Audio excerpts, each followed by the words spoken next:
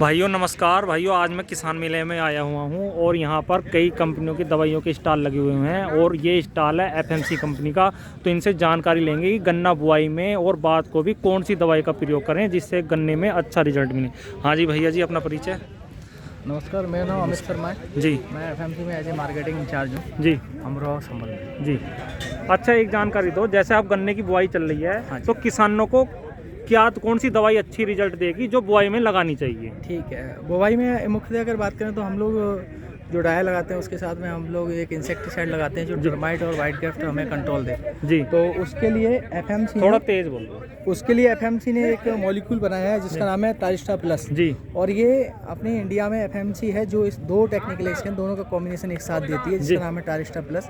और ये white graft और टर्माइट में एक लंबे नियंत्रण के लिए जानी जाती है। अच्छा। और जब किसान इस दवा का उपयोग करता है जी। तो किसान का खुद फीडबैक इतना गुड है कि शायद इससे ऊपर कोई दवा नहीं है वाइट ग्राफ्ट और टर्माइट के लिए। अच्छा। हाँ, तो वेस्ट मॉलिक्यूल। कौन से टेक्निकल है इसमें? इसमें दो टेक्निकल है, एक बाइफेंथ है, एक क्लोराइडिन है। अच्छा। दोनों टेक्निकल मिलके टोटली कंट्रोल करते हैं। एक लेयर बॉन्ड बना के काम करता है, एक एब्जॉर्ब में काम करता है। तो इससे क्या होता है, जब दवाई लेयर बॉन्ड बना के और एब्जॉर्ब दोनों तरीके से काम करती है तो एक लॉन्ग टाइम के लिए हमें उसके रिजल्ट देखने को मिलते हैं। तो मात्रा कितनी?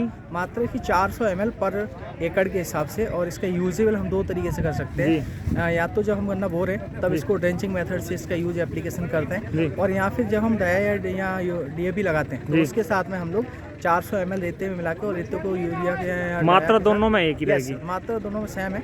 उस तरीके से आप इसका एप्लीकेशन कर सकते हैं। अच्छा, इस दवाई के साथ फिर कोई दवाई लगाने की जरूरत नहीं है? सर, अगर मैं जिन कीड़ों की बात अभी हो रही है वाइट ग्राफ्ट टर्माइट, उनके लिए इसके अलावा फिर पूरी क्रॉप में भी आपको कोई भी दवा लगाने की जरूरत नहीं पड़ेगी। अच्छा, पहले पानी पर जैसे कि दवाइयों को ये कीटनाशक लगाते हैं किसान भाई, तो उसमें कौन सा अच्छा रहेगा जिससे कि कोई भी जैसे टॉप बोरर है या सूट बोरर है ये ना आए? अभी देखो, अगर मैं बात करूँ तो वैसे तो ये समस्या बहुत पहले से आ रही है, लेकिन अभी इसकी 5वीं पीढ़ी तक देखने को मिल रही है। पहले इसकी पीढ़ी हमें 2 या 3 मिलती थी जी, और अभी 2 साल से हमें 5 पीढ़ी देखने को मिल रही है। तो पहले हम लोग जो पूरा इसका इस्तेमाल करते हैं जी, तो भारत का एक सर्वश्रेष्ठ कीटनाशक जो कि ग्रीन लेवल के साथ राइनोस्फेयर पावर के साथ आता है, और इंडिया में ये एफएमसी कोराजिन है। और ये भारत के सर्वप्रथम सबसे किसानों का पहला प्रोडक्ट है जो सबसे ज़्यादा पसंद किया जाता है। अच्छा। और इसका उपयोग हम लोग जो समस्या आप कीट बता रहे हैं टॉप वगैरह, उस पर हम लोग इसका रिकमेंडेशन करते हैं और उसी पे ये काम करती है। अच्छा, पिछले साल या पिछले 2 साल से क्या हुआ, 0238 में कोराजन लगाने के बावजूद भी ये समस्या टॉप बोरर की आई, वो किसानों से कुछ चूक हुई या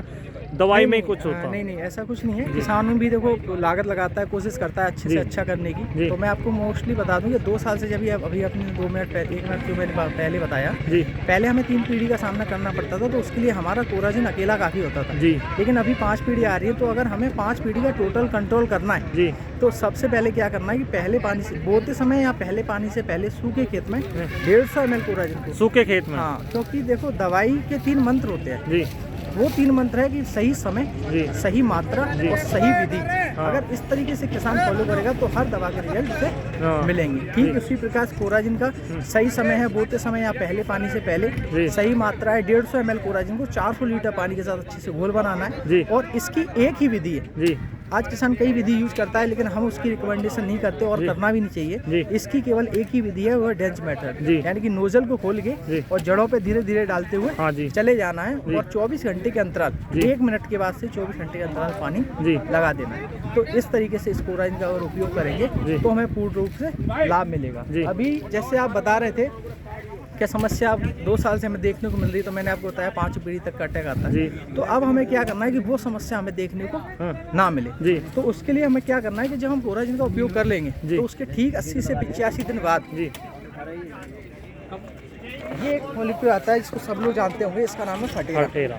और ये फटेरा को 7.5 किलो फटेरा को कोराजिन से 80-85 दिन बाद 7.5 किलो फटेरा को रेते में मिला के या यूरिया मिला के अपनी जड़ों पे कूड़ डाल देना है, और उसके बाद अपना पानी। कुछ छिड़काव विधि से करते हैं इसे? नहीं सर, यूरिया को वैसे इसका छिड़काव कर सकते हैं, लेकिन सबसे बेस्ट आपको मैं बता रहा हूँ गुड़ में आप इसे डाल दो और उसके बाद अपने खेत में पानी लगा दो। अगर आप लोग कोराजिन बाय फॉलो फटेरा यूज करेंगे तो आप देखेंगे कि जो समस्या सबसे बड़ी किसान के सामने आई हुई है उससे वो राहत पा लेंगे। अगर किसी कारणवश आ गई वो समस्या, अगर स्प्रे में, तो क्या यूज करना चाहिए स्प्रे के? देखो सर, मैं बताऊँ, वैसे तो ये ग्रीन लेवल के दोनों प्रोडक्ट हैं जी।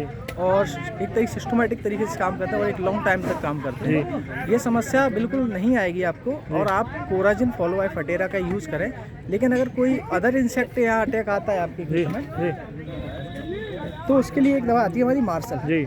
और ये अपने आप में एक बहुत बड़ी ब्रांड है। ये मार्शल का आप 500 ml के हिसाब से स्प्रे करते हैं और अदर कोई इंसेक्ट है तो इससे साथ मिला सकते हैं। यस। अच्छा, अभी एक पॉइंट जैसे आप अभी हम लोग चर्चा भी कर रहे हैं वो बहुत मुख्य है, वो है बीमारी रेड रोड लाल सड़न जी। तो लाल सड़न के लिए अभी 2021 तक तो किसी चीज़ का रिकमेंडेशन नहीं था कि ये इसे कंट्रोल कर लिया, क्योंकि इसे खत्म करना मुश्किल है, लेकिन इसे नियंत्रण करना कर सकते हैं हम लोग, ये आसान है। तो इसके नियंत्रण के लिए हम लोग क्या करें कि मिट्टी के साथ तो ट्राइकोडर्मा का यूज़ करें खेत में, और कोशिश करें कि वो ट्राइकोडर्मा जब आप यूज़ करेंगे खेत में जब जुताई के समय, तो उससे एक हफ्ते पहले 10 दिन पहले उसे अपने गोबर के साथ डाल देना है। और जिस गोबर में ट्राइकोडर्मा एक हफ्ते 10 दिन पहले पड़ा हुआ है उस गोबर को ले जाके अपने खेत में जुताई कर देनी है। तो इस तरीके से आप लोग मिट्टी को शोधित कर लेंगे। अब आती है बीज शोधित करने की। तो एफएमसी ने एक दवा दी है जिसका नाम है अज़ाकाड्यू, और इसके अंदर वही टेक्निकल जो कि साइंटिस्ट द्वारा बताए जाते हैं कि ये कंट्रोल करता है, और हमने इसका बहुत उपयोग किया है। तो वास्तविकता में आज अगर मैं अपनी तरफ से बताऊं या किसानों की राह बताऊं तो ये है कि जो किसान अज़ाकाड्यू का यूज़ कर रहा है वो इस बीमारी पर नियंत्रण पा रहा है। अच्छा, कब गिनना चाहिए ये? इसका सही समय, सही मात्रा, सही विधि, तीनों पॉइंट हमेशा दवाई के साथ एप्लीकेशन है। ठीक इसी प्रकार तो इसका भी उपयोग हम लोग जब गन्ना बो रहे हैं तब अपने बीज को इससे शोधित कर सकते हैं। क्या टेक्निकल है इसमें? इसमें अजॉक्सिस्ट्रोबिन प्लस डाइफेनाजोल 2 टेक्निकल है, और एफएमसी इसे अज़ाकाड्यू के नाम से आपको प्रोवाइड कराती है, और ये भी एक भरोसेमंद। अच्छा, एक जानकारी दो, कुछ कोराजन में या फटेरा में टेम्परेचर का भी वो है क्या रोल? देखो सर, मैं बताऊँ, टेम्परेचर का केवल कोराजन या फटेरा में ही नहीं है जी। कोई भी मॉलिक्यूल हो, सारे एक केमिकल ही हैं, है ना जी। और केमिकल का जब हार्डली प्रेशर मतलब हो जाता है, टेम्परेचर बढ़ जाता है तो थोड़ी सी वर्किंग इनकी स्लो हो जाती है, आप ऐसा कह सकते हैं। वो सभी के साथ है, ऐसा नहीं है कि कोराजिन फटेरा। ठीक है सर? ठीक है, धन्यवाद, नमस्कार।